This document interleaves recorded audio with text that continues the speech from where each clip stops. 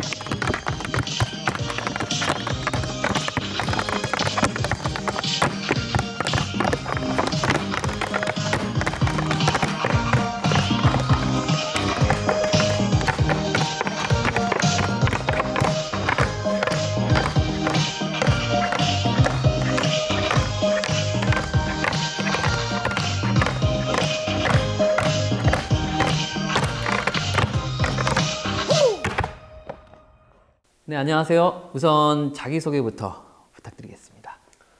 네, 안녕하세요. 탭댄서이자 배우 그리고 두 아이의 아빠인 행복한 삶과 즐거운 삶을 꿈꾸는 박은성입니다.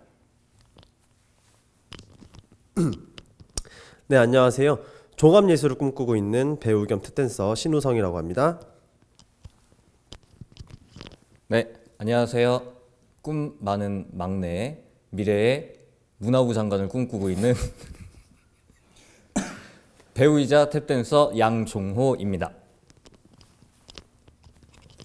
네, 이엔컴퍼니란 단체를 운영하고 있는 양신우라고 합니다.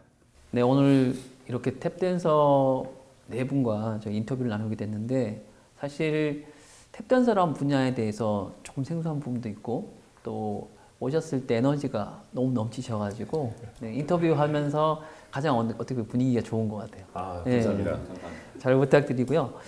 네, 오늘 이렇게 탭댄서 네 분과 자리를 함께 하게 됐는데요. 여러분들은 어떤 매력에 빠지셔서 탭댄스라는 장르까지 도전을 하게 되셨고 배우로서 활동하게 되셨는지 간단하게 설명 좀 부탁드리겠습니다. 네, 먼저 일단 탭댄스를 모르시는 분들이 계실까봐 탭댄스에 대해서 잠깐 소개를 해드리면 실례가 안 된다면 잠깐 제가 보여드리겠습니다. 네, 이렇게 구두에 이렇게 밑창에 보면 앞과 뒤에 쇠가 달려 있습니다. 이걸 징이라고 하는데요. 이 징을 바닥에 두드리면서 내는 춤이 탭댄스입니다. 근데 이 탭댄스가 왜 더 소리가 다양하게 나냐면 이 앞과 뒤가 음고의 차이가 달라요. 앞에는 약간 하이 소리가 나고요. 뒤에는 약간 베이스 소리가 나서 이렇게 소리의 음고의 차이를 내면서 내는 게 춤이 바로 이 탭댄스입니다. 그래서 이 탭댄스가 우리나라에서는 탭댄스를 실제로 본 사람들이 1%도 안 된다 그래요. 그래서 지금 이 영상을 보고 계신 분들께서는 그 1% 안에 드신 겁니다. 네, 그래서 저는 이 탭댄스를 어떻게 시작하게 됐냐면 제가 원래 뮤지컬 전공이었어요. 뮤지컬 전공이었는데 이 뮤지컬 그 안에 커리큘럼 중에 탭댄스가 있었거든요. 근데 그 탭댄스를 그냥 접하고 끝났는데 군대에 갔다가 휴가를 나왔는데 부모님이 너 카페에서 잠깐 공연 좀 해봐 그래가지고 했는데 뭘 해야 될까 고민하다가 좀 생소한 탭댄스를 해보자. 그래서 학교에서 배웠던 거를 제가 공연을 했는데 그때 무대에서의 받는 에너지가 너무 좋았던 거예요. 그래서 제가 그 뒤에도 전역하고 나서도 탭댄스 선생님을 찾아가서 그때부터 제가 탭댄스의 매력에 빠졌었던 것 같습니다. 네, 그럼 혹시 어떠셨나요? 아, 저요? 네. 저 같은 경우에는 탭댄스를 하면서 여러 가지 노래에 맞춰서 그 박자가 맞아갈 때 그 짜릿함, 새로움 거기에 빠졌었고 더 제일 신기했던 건 탭댄스가 흥겹다 이렇게 알고 계신 분들도 많은데 탭댄스를 하면서 여러 가지 감정을 나타낼 수 있다는 거에 더더욱 빠졌습니다. 오늘 그 인터뷰 자체가 우리가 웰 엔딩 페스티벌에서 여러분들이 진행하는 인터뷰라는 걸 알고 계셨을 텐데요. 그래서 죽음에 대한 이야기를 물어보지 않을 수 없는데 탭댄스와 죽음이라는 이 두 가지 단어를 듣고 보면 어떻게 이제 매칭이 될까 사실 저도 질문을 준비하면서 좀 고민을 했었거든요. 근데 여러분들이 이제 우리 예술을 하시잖아요. 그 젊으시고 나이가 제가 봤을 때 뭐 20대 이러고 아니신가요? 감사합니다. 감사합니다.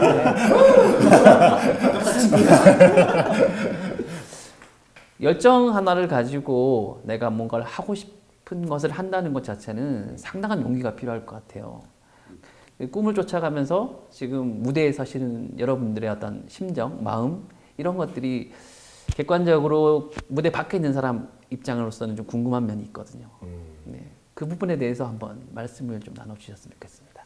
네, 열정, 무대에 대한 열정. 이 탭댄스를 추다 보니까 무대에 서는 게 너무 즐겁고 이 춤추는 게 너무 즐거운 거예요. 근데 이 예술인으로서의 이 탭댄스를 한다는 것 자체가 우리나라에서는 너무 이게 많이 전파가 안 됐기 때문에 그 희소성 때문에도 너무나 좋고요. 그리고 이번에 이 작품을 준비하면서 여러 가지 마음이 들었었는데 이 탭댄스로 감정을 사람들에게 전달할 수 있다는 거, 그냥 흥겨운 것만이 아닌 이 탭댄스가 사람들에게 소리 하나하나까지도 그 마음 안에 두드릴 수 있다는 거를 좀 느꼈던 것 같아요. 그래서 제가 생각하는 그 예술인들의 그 열정은 이렇게 하나하나 만들어 갔을 때 그 관객들에게 전해지는 에너지를 하나하나 줄 수 있다는 그거를 전 쫓아가는 것 같습니다. 혹시 어떻게 생각하시나요, 이엔 컴퍼니 대표님? 네. 저는 사실 그 열정으로 이렇게 한 게 아니고 어떻게 해야 돼? 하다 보니까 지금 아직까지 하고 있는데 앞으로도 하다 보니까 계속 할 것 같은 좀 그런 느낌으로 계속 하지 않을까. 네. 탭슈즈도 계속 신고 있다 보니까 앞으로도 계속 신지 않을까. 뭐 좀 그런 생각으로 지금 하고 있습니다. 우리가 이제 살아가다 보면 미래라는 걸 생각하지 않습니까? 네. 내가 20대 때는 뭐 30, 40 이후를 생각할 거고 30대 되면 40, 50대 이후를 생각을 하게 될 텐데요. 내가 이 직업을 예술이라는 직업을 지금 계속 가지고 가면서 불안감 이런 것들도 느끼실 것 같아요. 네, 그런 부분은 없으신지 좀 궁금합니다. 저는 그 불안감이라는 게 꼭 안정된 직업을 가지고 뭐 그래야만 그 불안감이 해소된다는 생각은 하지 않습니다. 왜냐면은 돈을 많이 벌고 고정적인 수입이 있고 뭐 안정적인 생활을 하더라도 분명히 어떤 부분에서 불안감을 느낄 거고 그런 생활이 꼭 모두에게 행복감을 준다고 생각하진 않거든요. 저는 제가 지금 생활하고 있는 부분에서 좀 비록 뭐 안정되지 못한 생활이긴 하지만 그런 부분에 저는 그것보다 더 큰 만족감을 얻고 있고 지금 이 생활이 너무 즐겁기 때문에 그런 뭐 향후 뭐 10년, 20년 뒤에 제가 뭐 어떻게 경제적으로 모아서 할 것인지에 대한 생각은 좀 덜 하고 있는 편인 것 같아요. 지금 당장이 너무 행복하기 때문에. 네. 여기서 말씀을 드리자면 두 아이의 아빠로서 참 그런 생각 많이 들더라고요. 근데 정말 매 순간 드는 것 같아요. 하루하루 매 순간 드는 것 같은데 제가 이제 잘할 수 있는 게 즐겁게 할 수 있는 게 예술인 것 같더라고요. 제 와이프도 발레리나인데 이제 예술을 하다가 만났잖아요. 근데 서로 이제 그런 다행히 마음이 통해가지고 그런지 모르겠는데 예술 했을 때 둘 다 행복하고 즐거우니까 우리가 잘 못 살고 부족하지만 그래도 이 행복한 마음, 즐거운 마음을 가지고서 살아가는 게 맞지 않나라는 게 서로에 대한 이야기였어요. 그래서 저는 이제 그렇게 생각합니다. 행복한 거, 즐거운 걸 쫓아가는 게 맞지 않나. 제가 인터뷰하면서 좀 느낀 건데 제 그 지인분들하고 얘기를 했을 때는 이제 코로나가 저희가 이제 바이러스가 확산이 되고 나서 정말 부정적인 얘기만 쭉 들어왔었거든요. 근데 오늘 여러분들 만나고 나서 예술을 하시는 분들의 입장, 그 어떻게 보면 세계관 이런 긍정적인 마인드에 대해서 좀 들으면서 좀 놀랐던 부분도 있어요. 네. 굉장히 어떻게 보면 밝은 에너지를 가지고 계셔가지고 젊어서 그런 건가요? 네. 너무 좋았었고요. 그다음 제가 하나 궁금한 것이 여기 질문지에도 사실 있는데 사실 요즘 청년 세대들이 스스로 이제 목숨을 끊는 이런 경우가 많다고 하죠. 어떻게 보면 우리 사회가 굉장히 어떤 좌절, 절망, 뭐 헬조선이라는 말도 빈번하게 들리고 있는데 여러분들이 느끼기에 지금 대한민국에 살아가시는 현실이 뭐 솔직히 어떻다고 체감하고 계시는지 그리고 여러분들은 이런 상황 속에서 어떤 마인드로 살아가고 계신지에 대해서 한 말씀씩 해주셨으면 좋겠습니다. 좀 전에 지금 질문이랑 그 좀 전에 하셨던 이렇게 어떤 이쪽 예술 계통이 갖고 있는 불안감 요거를 좀 같이 해서 말씀드릴게요. 제 아는 친한 동생이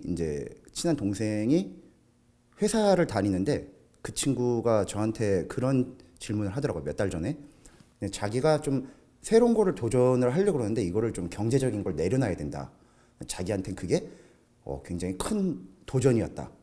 혹시 형은 이런 경제적인 어떤 의지할 거를 이렇게 내려놓는 도전을 해본 적이 있느냐?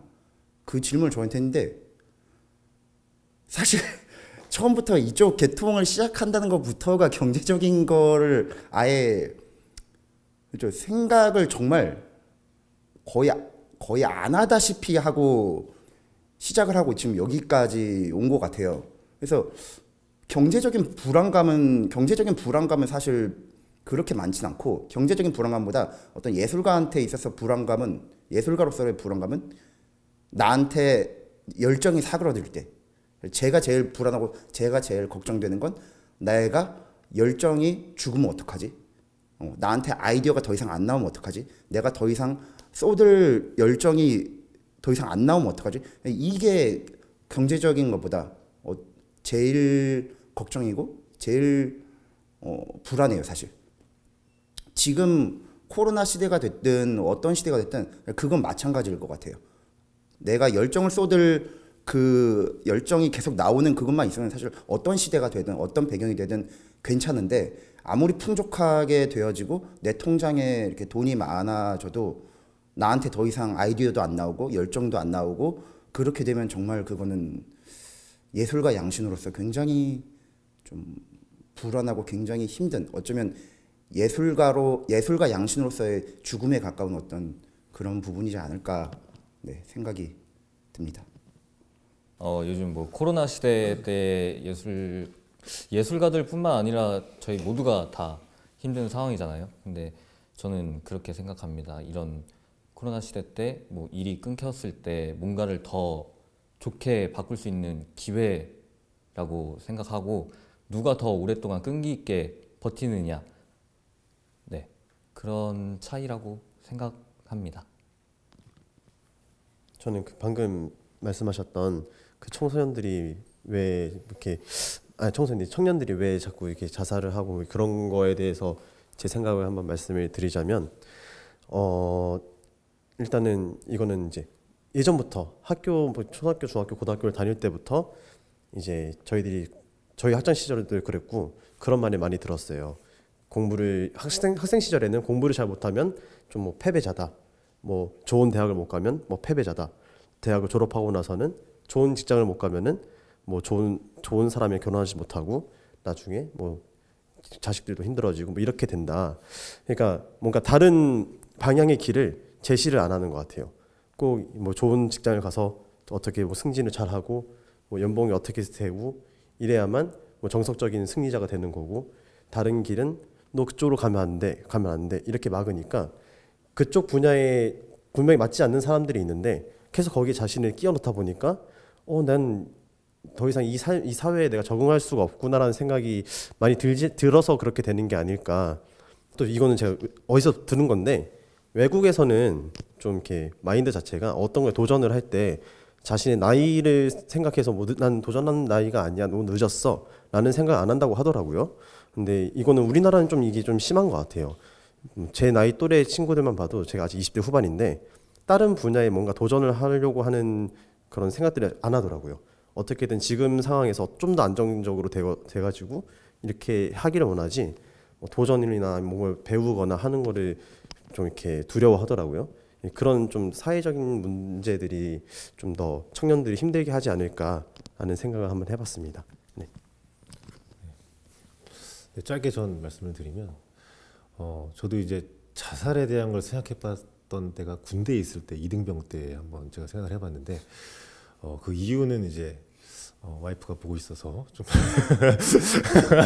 그러겠는데 뭐 연애에 관련된 것 때문에 그렇더라고요. 근데 그때 느꼈던 감정이 뭐냐면 계속 안 좋은 생각만 하게 되니까 계속 그쪽으로밖에 빠지지 않더라고요. 그래서 그때 제가 그거를 이겨내고 돌이킬 수 있었던 방법은 뭐냐면 내 생각을 전환시켜야겠다라는 게 내 생각이었습니다. 그래서 지금 이 시대에 너무 힘들고 어렵지만 이 헬조선이라는 것 때문에 우리나라에서 너무 이 어려움이 있지만 잠깐의 나의 생각을 한 번만 전환시키면 이거가 아까 말한 것처럼 기회가 되지 않을까라는 게 저의 생각이고요. 그래서 저는 요즘 시대에 너무나 1월부터 너무 힘들었거든요. 정말 너무 힘들었는데 그 시대 그 힘든 마음이 들 때마다 제가 든 생각은 내가 왜 이것 때문에 힘들어야 될까? 지금 이거는 지금 이 순간뿐이고 점점 앞으로 더 좋아질 거야. 그러니까 지금 힘내자라는 그런 걸 생각을 전환을 해가지고 좀 잘 이겨낸 것 같습니다. 그래서 모두에게 좀 그런 생각의 전환을 해서 잘 이겨냈으면 좋겠고, 또 우리나라 지금 이 문화계 쪽에 이 예술계 쪽에 나라에 좀 이야기하고 싶은 건 제가 이제 학교 수업도 나가고 있어요. 근데 이제 이 코로나 때문에 갑자기 연극 수업이 영상으로 전환되는 거예요. 근데 연극하는 사람이 편집을 할 수가 없잖아요. 그런데 그것까지 해서 넘겨야 되는 그런 부분이 있더라고요. 근데 다행히 나라에서 그런 것까지도 생각을 아마 못했지 않았을까라는 생각이 드는데, 그렇게 편집까지 해서 영상을 찍어서 넘겨야 되는 그 에너지가 그냥 거기 나라에서는 한 번 수업한 거에 맞게 생각을 못하는 그 정도에 좀 그치는, 좀 그게 굉장히 좀 아쉬웠습니다. 그래서 그 부분에서 좀 나라에서 개선이 좀 필요하지 않을까, 더 나은 좀 제도가 필요하지 않을까, 그런 게 저의 생각입니다. 감사합니다. 사실 질문에는 없는 질문인데요. 질문인데 아무도 없는 곳에서 당신은 누구인가? 라는 질문을 받은 적이 있어요. 그러니까 요즘에 우리 신문에 보니까 얼마 전에 1인 가구가 전체 가구 수의 절반을 넘었다고 하더라고요. 거의 1인 가구들은 뭐 젊은 청년들일 것 같고, 생각을 해봤습니다. 퇴근 후에 혼자 있는 그들, 아무도 없을 때 그들은 자신이 누구라고 과연 생각을 할까? 이런 생각을 했을 때 느닷없이 어떤 외로움이라든지 고독감 같은 것들이 밀려오더라고요. 아마 여러분들 오신 분들도 그런 고독감, 외로움들을 아마 안고 살아가는 세대다 보니까 그런 경험들이 있으실 것 같은데, 고독했을 때, 외로워졌을 때 이겨낼 수 있는 나름의 어떤 방법이 있으신지.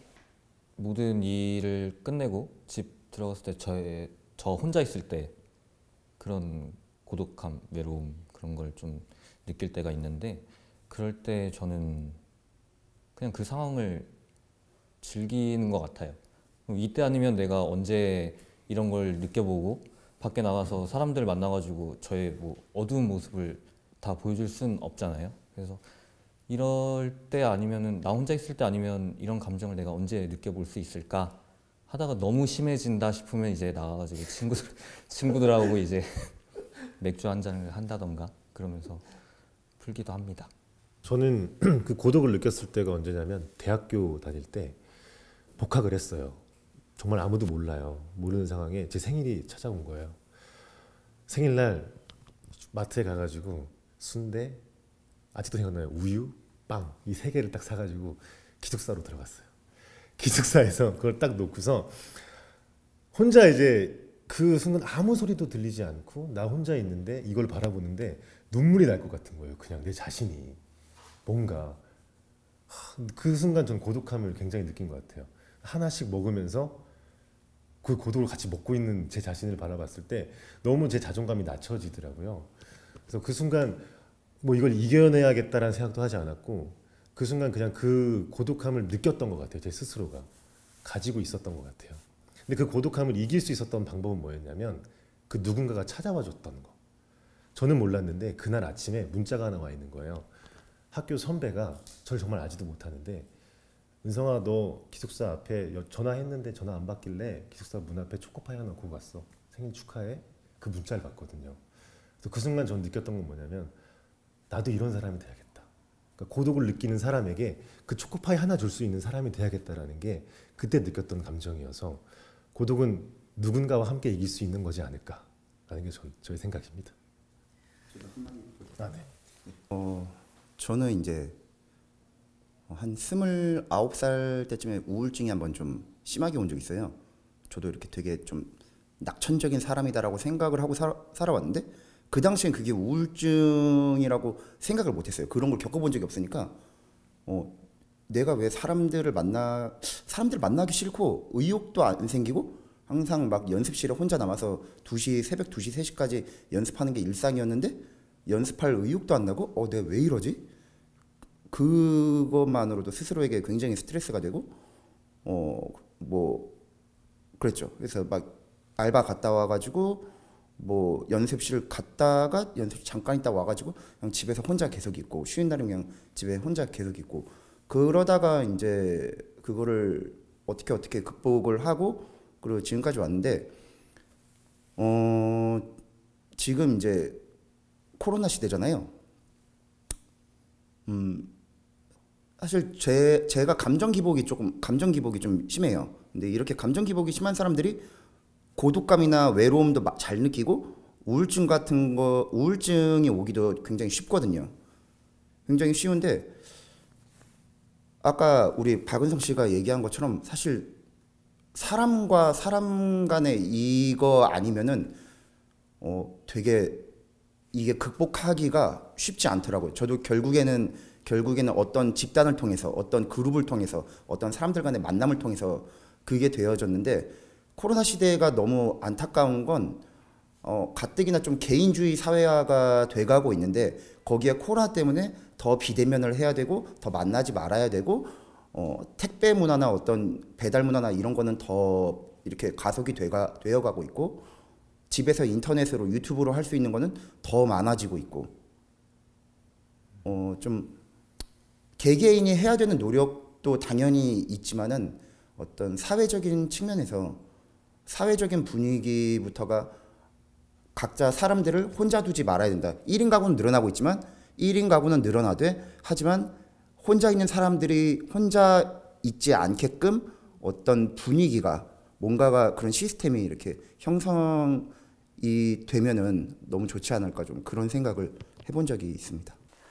네, 그렇게 단절된 세상이 되었는데 그런 사람과 사람을 잇는 가교 역할을 하는 것이 문화예술인들의 역할이라고 생각이 들고 말씀하셨던 것처럼 예술이란 어쩌면은 따뜻한 초코파이 하나 그런데 그 초코파이 하나의 정이 사람을 살릴 수도 있는 여러분들이 하시는 일이 정말 고귀하다는 생각이 드네요.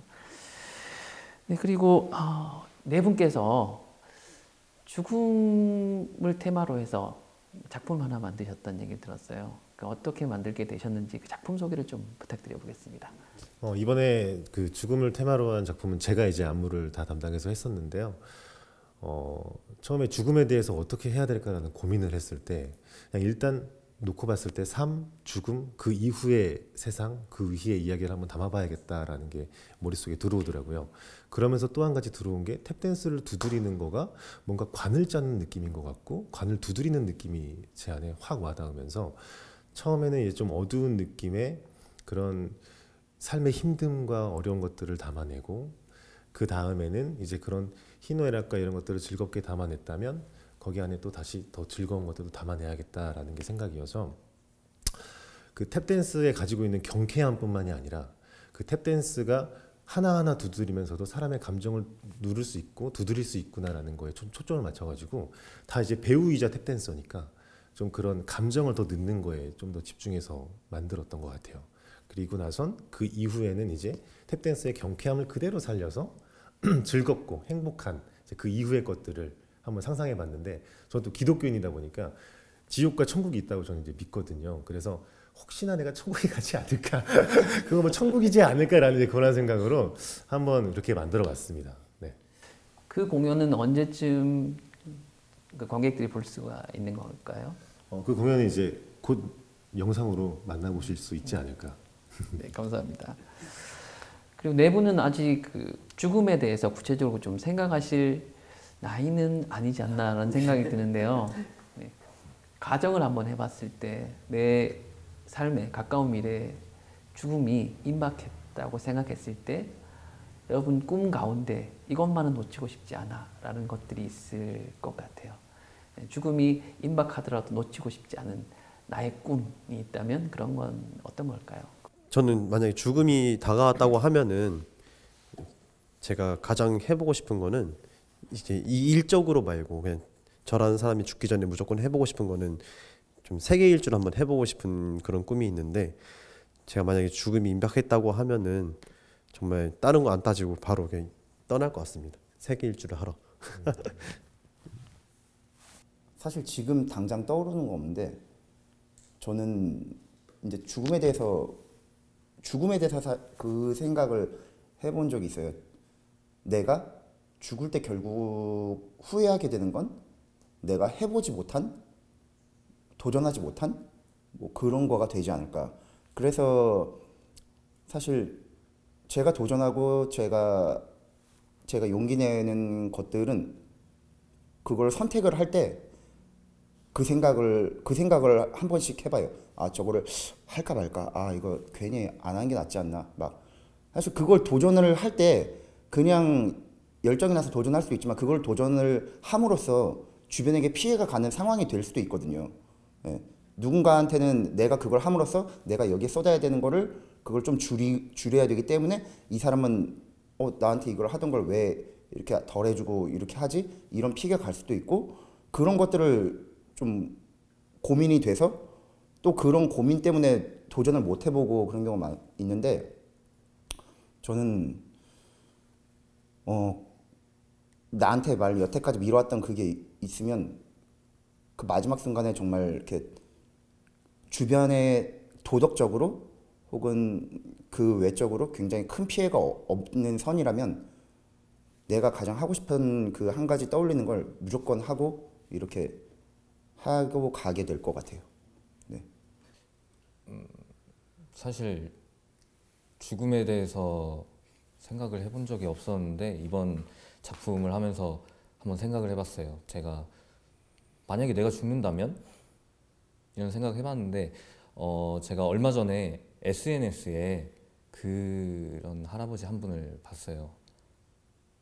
돌아가시기 전에 사람들을 이제 모아가지고 잔치를 벌이시는 거예요. 근데 그게 장례식장 잔치를 하시더라고요.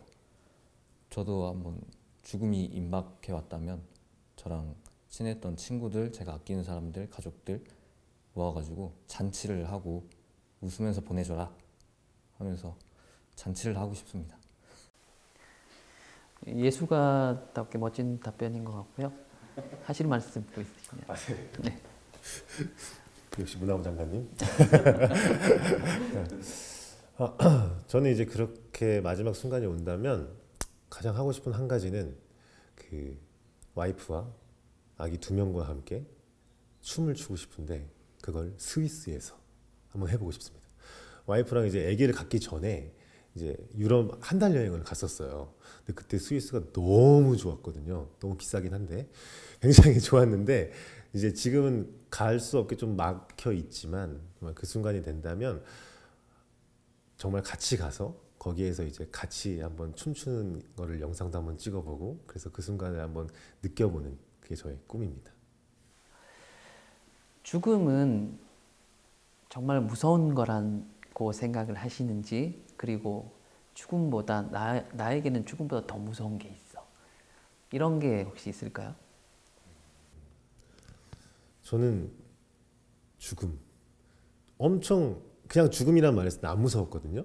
근데 학교에서 그 연기 수업을 하거나 할 때 죽음 가까이까지 가보고 이거 마지막 적는 거 있죠. 유서까지 적어보고 막 이런까지 막 해볼 때 너무 무섭더라고요. 진짜 그 내가 관에서 눈 감고 있다고 생각을 했을 때에 그 어두움이 너무 무서웠는데, 만약에 그 죽음을 해서 제가 이제 그 죽음보다 더 무서운 게 있다면 저는 와이프의 잔소리 이거 잘 컷해 주시고요. 그건 아니고 그냥 말한 거고요. 있다면 저는 그 딱 한 가지밖에 안 떠오르는데, 제가 아까 말씀드린 것도 있지만 지옥인 것 같아요. 저한테는 거기에서의 내가 받게 될 세상에서의 잘못된 것들을 그대로 받게 될 그 형벌 뭐 이런 거. 네. 저는 아까 말씀드린 그 우울증이 왔을 때 내가 아무것도 못 하고 있으니까 머리로는 연습실을 가야지, 머리로는 뭘 해야지, 머리로 이게 있는데 그거를 할 이 마음의 여력이 안 되는 거예요. 이게 정말 되게 게으른 사람을, 사실 저도 좀 게으를 때는 게으른데 뭐 맨날 게으르게 사는 친구나 그런 친구들을 좀 이해를 못 했거든요. 너무 이해가 되는 거예요. 그게 걔가 안 하고 싶어서 안 하는 게 아니라 진짜 이게 안 되는구나.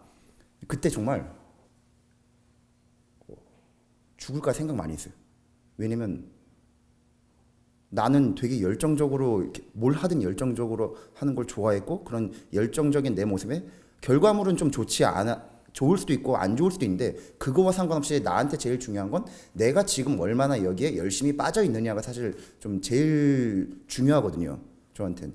근데 그 열심과 열정이 안 나오니까 와, 이게 진짜 너무 막 미칠 것 같은 거예요. 그래서 와, 진짜 이렇게 살 바엔 죽을까? 그 당시에 정말 그 생각 많이 했어요. 이게 우울증이 만들어낸 결과물인지, 혹은 뭐 우울증 때문에 그렇게 되긴 했지만은 어쨌든 진짜 그 열정이, 내가 더 이상 열정을 갖지 못하게 되는 그 순간은 죽음보다 더한 순간이 될 것 같아요. 네. 자살을 실제 한 지인의 가족으로부터 들은 얘기가 있는데요. 누군가가 그 자살자를 이제 비판을 했어요. 비판을 하니까 그런 말씀 하시더라고요. 자살자를 욕하지 마라. 그 사람은 죽는 것보다 사는 게 무서웠던 사람이다 라고 얘기를 하더라고요. 그러면서 그 사는 게 무서운 어떤 그 사람에게 아무도 관심을 주지 않는 당신들도 그 자살에 대한 책임이 있다.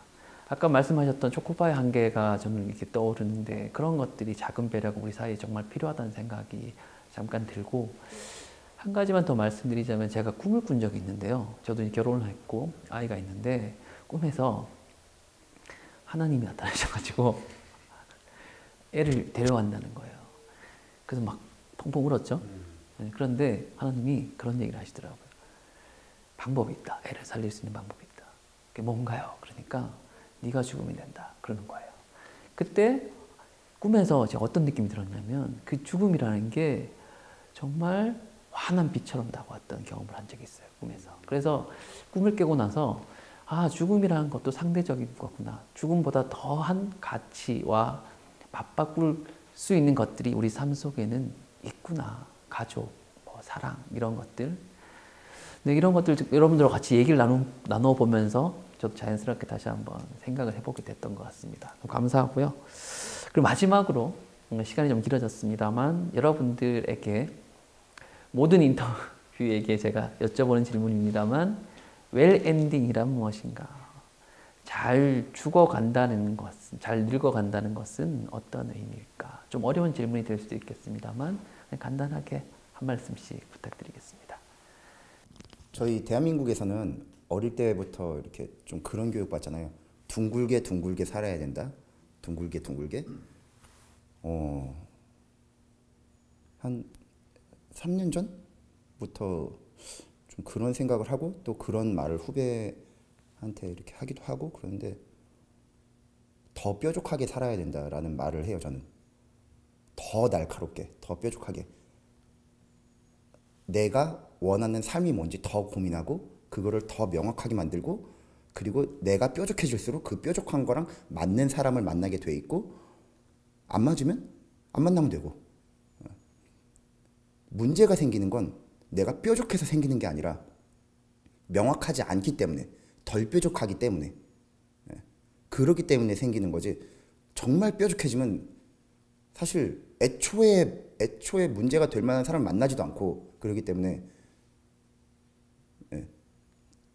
저한테 잘 늙어가는 건 저에 대해서 계속해서 나란 사람이 무엇을 원하고 무엇을 좋아하고 뭘 하고 싶은지 더 고민해서 내 삶을 더 뾰족하게 갈고 닦는 그런 일이 저한테는 웰 엔딩을 향해서 가는 길이지 않을까 좀 생각을 해봅니다.